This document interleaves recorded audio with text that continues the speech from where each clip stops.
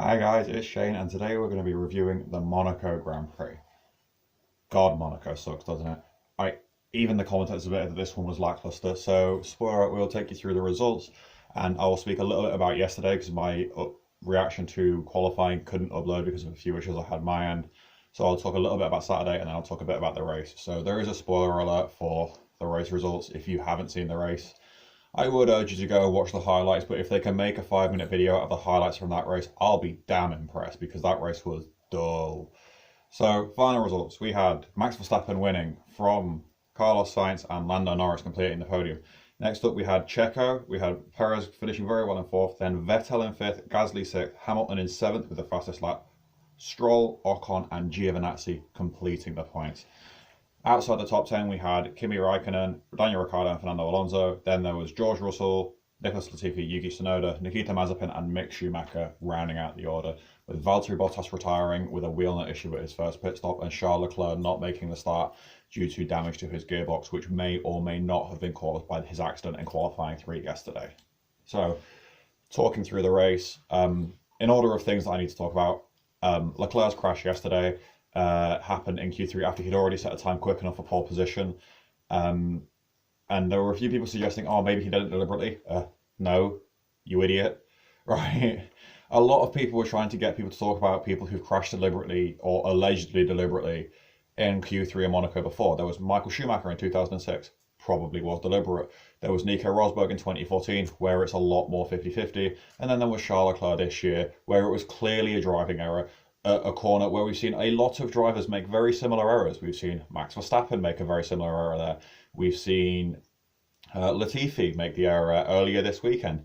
We have seen Kimi Raikkonen make a very similar error there. A lot of drivers have made a very similar error to Leclerc at that corner. As if you haven't seen the incident, at the exit of the swimming pool, he clips the inside barrier, breaks his right front track rod arm, which launches the car wide over the sausage curve. So by the time when it lands, he's only got his right front wheel to steer, which is no longer connected to his steering. He runs wide and hits the outside wall heavily with the right hand side of the car, damaging both the right front and right rear corners, which ultimately led to what we believe is damage to the gearbox, which led to him not starting the race. So yeah, he definitely put his car at that much of a risk by crashing deliberately at the end of qualifying 3 to protect a pole position that, at best case scenario, he got a grid penalty and started 6th by replacing his gearbox, or worst case scenario, as happened, he doesn't start the race because they took a risk on the gearbox and it didn't work. So yeah, that wasn't a deliberate clash, that was a driving error from someone pushing hard in qualifying, because crashes in Monaco Q3 happen. Moving on to the race, Verstappen held off Bottas off the line, which is all he needed to do, and from there managed his race really, really well, let both Bottas and later Sainz destroy their tyres chasing him, and ultimately just dominated the race. Max did a great job to take the win, and that's put him top of the Drivers' Championship for the first time in his career, something that the commentators and the graphics would have turned into jinx for almost the entire race. Next up, we had Carlos Sainz, who was really, really mad yesterday because he thought he had the pace for pole, but just didn't have the pace to challenge Max today. Perhaps a little bit hamstrung by the fact that it did seem like he was slowed down a bit by Bottas in the first stint, but in the second stint he fell off a bit with graining and ultimately fell from sort of 2-3 seconds behind Max to almost 10 seconds behind Max come the end of the race. Then we had Lando, who he was just consistent like Lando is. Gained places when Leclerc didn't start and when Bottas ultimately retired, and then held off Perez at the end of the race because you can't overtake at Monaco. Contrary to the commentators constantly saying, oh, it's possible. Yeah, like in the most minute possibility where A, it's a crazy lunge, or B, you are 3 seconds a lap quicker than the car in front. Overtaking just doesn't happen around Monaco, and I think I've sort of been proved right this year. Because if I might be wrong about this, but I was watching the live coverage, I don't think I saw an on-track overtake between Mick Schumacher yeeting it up the inside of his teammate on lap 1 and the checkered flag going out on lap 78. I don't think I saw an actual on-track overtake. The rest happened in the pits. I could be wrong there, but I don't think I am. So after Lando, we had Checo, who overcut everybody he was racing to ultimately jump up from his 9th place, benefiting from 2 retirements and an overcut on 3 drivers from the pits to take 4th place, but couldn't pass Norris because, again, Monaco.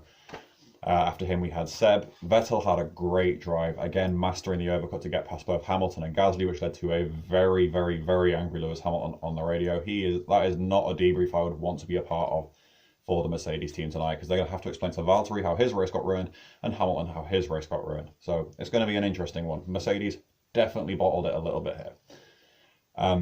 After Seb, we had Gasly, who spent the entire race with his mirrors full of Lewis Hamilton's Mercedes, and Lewis Hamilton came on the radio and just says, like, right, I'm going to drop back because there's no point. He was correct. He wasn't getting past Gasly because despite being at times sort of a second a lap faster than Gasly, you need to be 2.5, 3 seconds a lap faster than the driver in front of you to overtake at Monaco. It's insane. Got it. After Gasly, there was Lewis, who ultimately pitted to set the fastest lap for the extra point, and actually set a new lap record while doing it that's significantly quicker, proving he was quick. He was just stuck in traffic. Once again, you can't overtake at Monaco, so being quick and down the pack, you're sort of screwed. Then we had Lance Stroll, who stayed out for a very long time on the medium tyres before pitting, and again overcutting a bunch of drivers in front of him, taking advantage of traffic and people being slow, and his car being ultimately quicker than Ocon's on the hard tyres, and just building up a big enough gap to pit and come back out in front of Ocon. Then we had Ocon and Giovinazzi. Ocon again overcutting Giovinazzi. The overcut seemed to be the way to go this time. Everyone that pulled it off, a lot of people pulled it off very effectively, and everyone that tried an undercut, realistically, it failed. So the overcut was definitely the way to go and just avoid being in traffic. Just outside the points, behind Giovinazzi, we had Kimi Raikkonen and Daniel Ricciardo, then Fernando Alonso. 3 World Championships and a whole bunch of race wins between them. Couldn't score points at Monaco. You can't overtake at Monaco.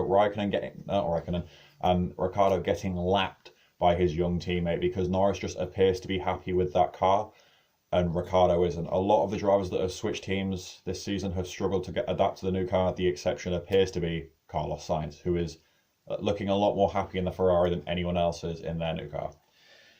Then we had Russell, Latifi, Tsunoda, Mazepin and Schumacher. Sort of a nothing weekend for all 5 of these drivers. They were just off the pace. They were the 5 slowest guys all weekend. Mazepin quicker than Schumacher though. He has been in all the sessions this weekend, bar qualifying where Mick didn't take part, and FP3 where Mick was quicker before binning it, which led to him not taking part in qualifying. Although he did keep it out of the walls this weekend, so he didn't do a full Verstappen and crash on every day of the weekend. Congratulations, Mick. But Mazepin has outperformed his teammate for the first time this year.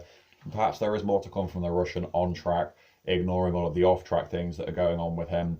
We still haven't seen what he's capable of as a driver. Then the only retirement of the race was Valtteri Bottas, who had a cross-threaded wheel nut at his pit stop, and they just couldn't get the right front wheel off. When it rains, it pours for Valtteri. He was denied a chance to improve his qualifying position by the close crash on Saturday. Then this weekend, Max blocked him off. He couldn't get past him. And then when he came in for his pit stop, due to something that's completely beyond his control, just couldn't do it. He was there to try and take points away from Verstappen this weekend, but it just wasn't going to work. It just didn't work for Valtteri this weekend. His pace wasn't bad. He was quicker than Lewis all weekend. And then in the race, it's a cross-threaded wheel nut that costs him what was going to be a podium at the very minimum. So, yeah, disappointing for Valtteri. I'm gutted for him because somehow there's going to be someone saying, oh, look, he dropped the ball at Monaco. This one wasn't his fault. Like, when Mercedes needed him to step up because Hamilton wasn't there, he was the one fighting at the front for them, not Lewis. So he had a good weekend ruined by things that weren't in his control. Very disappointing for Valtteri Bottas. And then Charles Leclerc, who, as I've said, didn't start the race due to what they were saying was drive shaft damage. If that was caused by his crash, then that's a big shame for him because he looked quick all weekend. And if it wasn't caused by his crash, then that's an even bigger shame for him because that's just gutting. A few other talking points from the weekend. Is Monaco obsolete? Yeah, like why are we still racing here? People saying, oh, I missed it. I didn't. I don't think this year Monaco had any of the magic it has had on any other year because we didn't have the people. The magic of Monaco is the glamour and the environment and the setting. It's not the exciting racing because that doesn't exist. And it's the Saturday, and we got robbed of the best parts of Saturday by a red flag at the end of qualifying. We didn't have the conglomerate of celebrities and big names that we have in the paddock to make it exciting because of COVID restrictions. So all of the magic of Monaco this year for me wasn't there. We just had a really dull, tedious race on a Sunday afternoon. Like, if you wanted to watch this race as a podcast, you could have done quite easily, and you'd have missed nothing. Absolutely nothing. You could have watched the start, just listened to it until the pit stop started, watch the pit stops, and then just listen to it till the end and watch the podium ceremony, and you've watched the best parts of the race. This race was really dull, and it's because of the nature of Monaco. I'm hoping the new rule changes will stop Monaco being this dull, but at the end of the day, Monaco is the worst track on the calendar for on-track action. And if you want to start taking tracks away because they don't bring us enough on-track action, you start with Monaco before Sochi, before the Yas Marina circuit. Like, if you want to attack Abu Dhabi for only being about glamour and flashiness, Monaco. You can't have one but not the other, right? Abu Dhabi is Monaco in the Middle East, and that's what Saudi Arabia is inevitably going to be. They are going to be flashy, and they are going to be extravagant, and they're going to be things that Formula One does show off, because we leave the good racing to other circuits. Circuits like Bahrain that give us good races. Circuits like Canada, which sadly is not on the calendar once again. We look to other tracks for good racing. But Monaco, Monaco is a staple on the calendar because of the glamour and its name and its reputation. That's the only reason it stays on the calendar. In a way, it's a lot like the way that Valentino Rossi stays in MotoGP because of his name, even though he's probably a bit past it, and it's the sport has moved on from Rossi. In the same way that Formula One has moved on from Monaco, we can't have it kept on the calendar just because of its name. I hope next year the new cars make it exciting at Monaco, but I have my doubts. And as long as we get a good Saturday, people seem to think that makes it okay. No, like, Monaco sucks. Like, unless it rains, Monaco sucks. Ricciardo just held off despite being a quarter of his horsepower down. He just held on. That's how hard it is to overtake at Monaco. It is a processional race every year, with a few exceptions, normally influenced by the weather. So unless they're going to install sprinklers, which is artificial as hell, and no one wants that, Monaco will always be dull more times than it will be entertaining. And that's it. Next week, we do have Baku. Baku, unlike Monaco, has a reputation for being pretty entertaining and a bit of excitement because it's a street circuit you can overtake on, because it's not all shoehorned into one area and hamstrung by tradition. Baku is going to be a lot more exciting. We're going to probably see the usual cast of Valtteri, Max and Hamilton fighting at the front, with the next 8 cars being the 2 Ferraris, the 2 McLarens and Checo, and then it's all just a bit of a mess back there with Haas at the back and like Latifi just ahead of him, and apparently Tsunoda, who's been really struggling recently. Great debut, really dropped off. Hopefully he'll improve, but we'll see as the season goes on. So until next time, I have been Shane Knight. These are my thoughts on the Monaco Grand Prix and the Monaco circuit as a whole. Let me know if you agree with me about Monaco. Should it be dropped? Should it be left on the calendar? How could we improve it if we were going to keep it on the calendar? And until next time,